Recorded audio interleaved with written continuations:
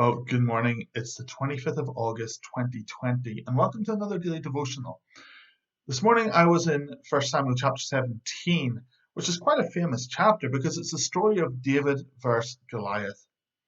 David, a young shepherd boy, goes to see his brothers who are fighting for the king, King Saul, and they are lined up in battle lines against the Philistines, and the Philistine champion comes out, Goliath, and this guy's 9 foot tall, and he starts insulting the people of Israel. He starts insulting the armies of Israel. He starts insulting the Lord, challenging Israel. If anyone is brave enough for them, come out, fight me. If you win, we'll be your slaves. If you win, we'll be your slaves. If I win, you'll be our slaves. And David is completely indignant against this. The whole nation's in fear of this guy. And David comes and goes, does no one hear what he's saying? Is no one going to do anything about this? I'll go do something about it. So he goes to Saul, and Saul's like, you're just a kid. And David's like, hey, listen, whenever I was shepherding, I fought the lion, I fought the bear, I killed them both. This guy's not stronger than a lion or a bear. I'll take him out. God will help me take him out. And so Saul tries to put his armor on him. He says, here, listen, you'll need this. You'll need your helmet. You'll need your cuirass. You'll need my sword and shield. And these things are swamping David because Saul's a big dude. It's the glass bigger. And David's like, I can't wear this stuff. I can't move freely in it. So he takes it all off. And he grabs a staff. And he grabs 5 smooth stones. And he goes up to Goliath. And he says, and this is verse 45, then David said to the Philistine, you come to me with sword and spear and with a javelin, and I come to you in the name of the Lord of hosts, the God of the armies of Israel, whom you have defied. And he takes a stone from his sling. He runs to Goliath, launches the stone. The stone goes into Goliath's forehead, knocks him out, or kills him, and David goes and takes Goliath's sword and chops off his head. I don't know what giants you're facing today.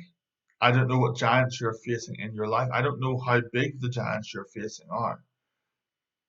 But the promise is that if we come against them in the name of the Lord of hosts, then God will do something about it. Saul tried to put his armor on David. And there are people who are going to say, oh, try this, try that. This worked for me, that worked for me.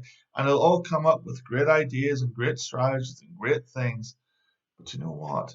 You have to hear from the Lord yourself. You've got to go according to your own journey with the Lord.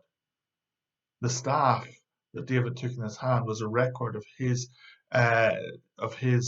encounters with God. Back in biblical days, whenever you were a shepherd, you got given a staff, and every significant event in your life, you would carve a notch on this staff. So whenever he writes in Psalm 23, your rod and your staff, they comfort me. He's saying, listen, my testimony of your activity in my life, God, is what brings me strength. And so he takes his staff, because on his staff he's put a notch every time he killed a lion, every time he killed a bear. And he knows that with that staff in his hand, it's a testimony to what God has done. And because God has done it in the past, and because God is faithful, he'll do it again.